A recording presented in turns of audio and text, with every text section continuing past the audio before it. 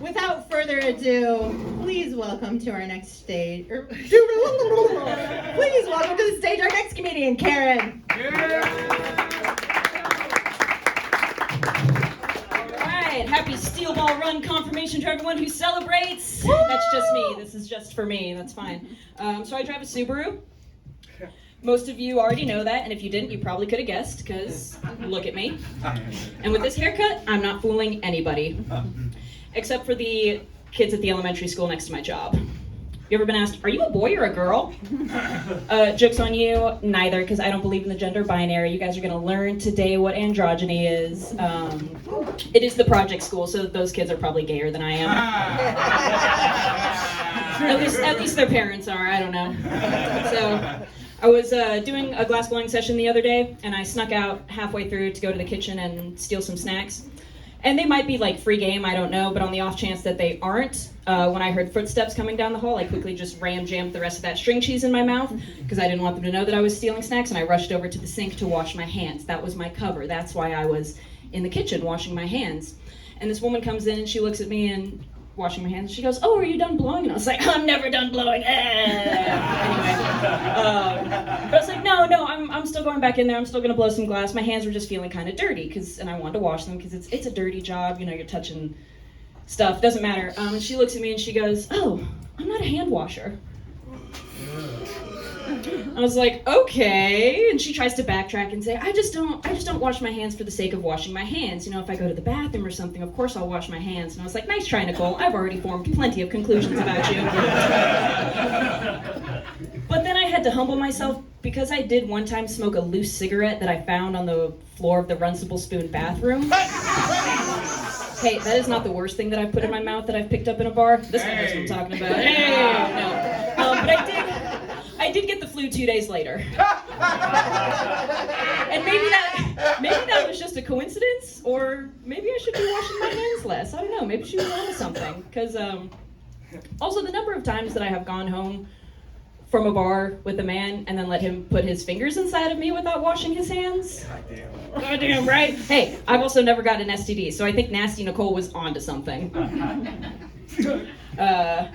I want to talk about this. The Subaru thing. I was at work the other day, and I'm sitting there with a coworker, and he sees a car pull into the parking lot, and he says, "Oh God, I hope that's not Rhonda, who's one of our regulars." And I say that with no love in my heart. And I said, "No, Rhonda drives a Forester like me. That was very clearly an Outback that pulled into the parking lot. You should learn your Subarus." And that is how I lost my invitation to the cookout. Because apparently that's the whitest thing that I've ever said to him. So, I don't know why, okay, backtracking. I don't know why it's such a big deal for me to ask a man to wash his hands before we hook up. Actually, I do know because I have seen some of your bathrooms. I mean, nobody in here, but like, if I had $1 for every time I was in like a cishet man's bathroom and he had no hand soap or no hand towel, a side towel does not count, your body towel does not count, get a fucking hand towel, y'all are gross. But if I had $1 for every time that happened, I could afford, do not high five that. Save on laundry. Where did that come from? Anyway. It saves cats. It does save cats, and it could save me money because if I had $1 for every time that happened, I could afford real therapy and not just this, where I process all of this.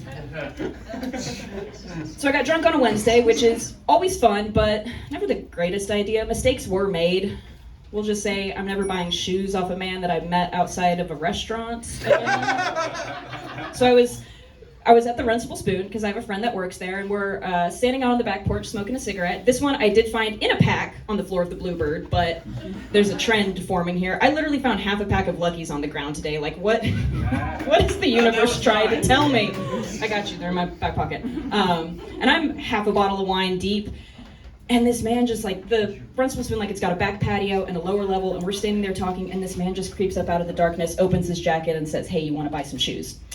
I was like, "Yeah, sure, tell me about him." So he goes and gets the shoes. He doesn't actually have them in his jacket. That would be ridiculous. That's way too bulky. But he pulls them out, and it's like a really cool pair of shoes, like black and purple low-rise sneakers with a steel toe. I've never seen steel-toed sneakers. So I put one shoe on, and he said $5. I said, "Fucking deal." I did not have $5 on me at the time, which is embarrassing. So my friend had to buy the shoes for me. But she brings them out to me later at the bar. I throw them in the back of the truck, and I the Subaru, throw them in the back of the Subaru, and I forget about them for 2 days until I pull the shoes back out, and I'm like, okay, let me try these on. I'm very excited for these shoes. I'm gonna get a fit going. Them bitches are 2 sizes too big. I take one step and my heel is coming out of them, and I was like, yep, I've learned my lesson. And I do have to eat my words because I was on Sohail's podcast, and I definitely said I would never buy secondhand shoes. I would never put my dogs where somebody else's dogs have slept. Anyway, if you want to buy some shoes, they're real nice steel-toed sneakers, $10 because gotta get my beak wet. And before I go, I'm just gonna say this because it doesn't always have to be jokes. It doesn't always have to be funny. But this does mark my 1-year anniversary of doing my first Hoppy mic. So for all the old heads out there and all the new faces, I just wanna thank you all so much and get a little sentimental. Thank you for letting me come up here and bloviate and process. It's been great. Love you all. Thank you.